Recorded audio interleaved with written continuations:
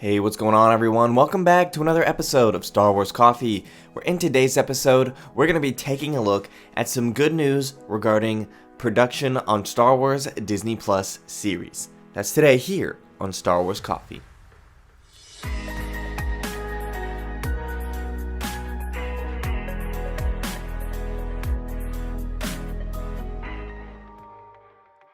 So with the COVID-19 global pandemic, a lot of production, well actually all production on everything has stopped. There hasn't been any new anything really that wasn't already filmed released since March.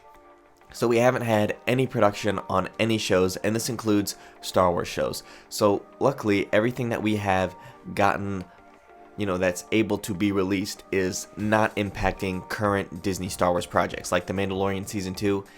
The only thing that it's impacting is post-production, which we have some good news regarding that, and then we also have some good news regarding the Cassian Andor series and the Kenobi series. So there's a spring of good news for it, but luckily we're still getting the Mandalorian gallery, so we still have some new Star Wars content in terms of television coming out now. Now, we're going to take a look at this story from Variety, talking about UK industry confirms COVID-19 guidelines for film and high-end TV, giving green light for production by Tim Dams. And you're probably thinking, okay, why does this matter if it's in the UK? Well, it matters because Star Wars likes to do their production in the UK. They like to shoot at Pinewood. And the reason this is important is because this is where Star Wars gets shot. A lot of production is happening. So let's take a look at this. The UK film and high-end TV sector has moved a step closer to restarting with the publication of government-endorsed guidelines for working safely during the COVID-19 pandemic. The UK's visual effects and post-production sectors have also published their COVID-19 guidance. The confirmation of all guidelines technically allows production to resume, although the road ahead remains complex due to insurance considerations. As revealed by Variety, proposals for a backed insurance plan have now been submitted, including a multi-million fund. The firmed-up production guidelines come after weeks of industry consolations.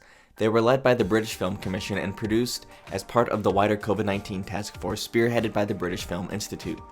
The BFC described the consultation process as the possibly most comprehensive conducted recovery guidelines in the sector, and noted that it reflected the views of the UK as well as US organizations involved in the full gamut of production, from large international franchises to independent production. The guidance focuses on establishing safe systems of working, implementing personal and environmental hygiene measures, and keeping as many possible people 2 meters apart during production. Among its measures, the guidance says COVID-19 safer working induction training must be undertaken online by all cast and crew before starting on the job, that a COVID-19 health and safety supervisor should be assigned to a production, and that daily symptom checks should be carried out with cast and crew. It is also recommended that the cast and crew should drive themselves as possible to a unit base, that on-set crew should be minimized, and that the departments should be organized into smaller cohorts and kept separate from each other. The guidance acknowledges for some productions social distancing may be impractical. Here it recommends using one or more fixed teams of professionals to work together while minimizing the risk of transmission beyond these fixed groups. Steps should be in place to protect these fixed groups from transmission from outside their group on set, off-set, and away from location during a production. The BFC says its guidelines should exist to advise, and it is not mandatory.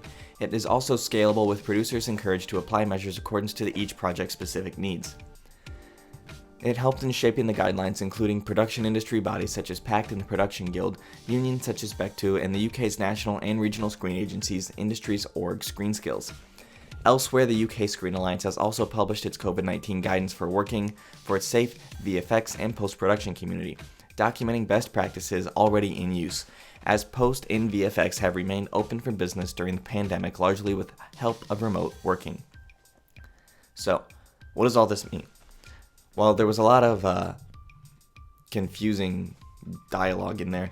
Essentially what it means is shows are going to be allowed to resume production and post-production and pre-production. So everything's going to be able to be starting. And this is good news, especially for the Cassian Andor series, as production was actually supposed to begin this month in June. So that is good news for that. So whether that's actually going to continue is beyond me. But this is also good news for The Mandalorian, because this means that everybody who's working on post-production can go back to work, and not just some select people like Dave Filoni, who will work wherever he is all the time. And so this is good news for the Cassian series, as they can start production this month if they choose to do so and keep on schedule. This is good news for The Mandalorian to ensure that there's not going to be any delay for the release of Season 2 coming this fall.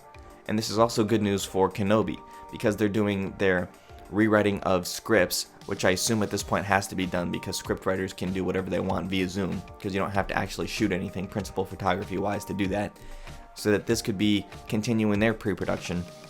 And this is also good in terms of anything that they're currently developing now, like that Ahsoka live action show that's been rumored, or the Rebels sequel series that's been rumored. I have videos on the channel talking about all of those things.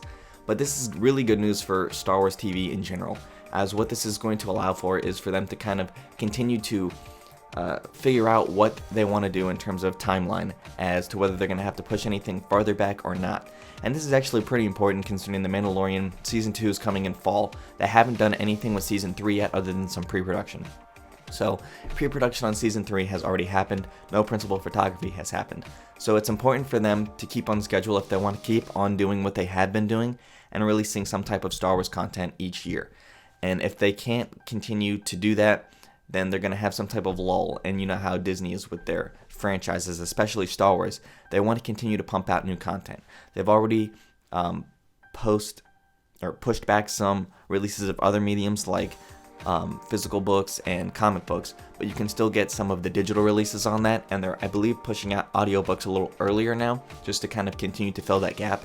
So it's clear to me that based on all of the other mediums and all of the other information available, that Disney is just wanting to continue to push out their Star Wars content.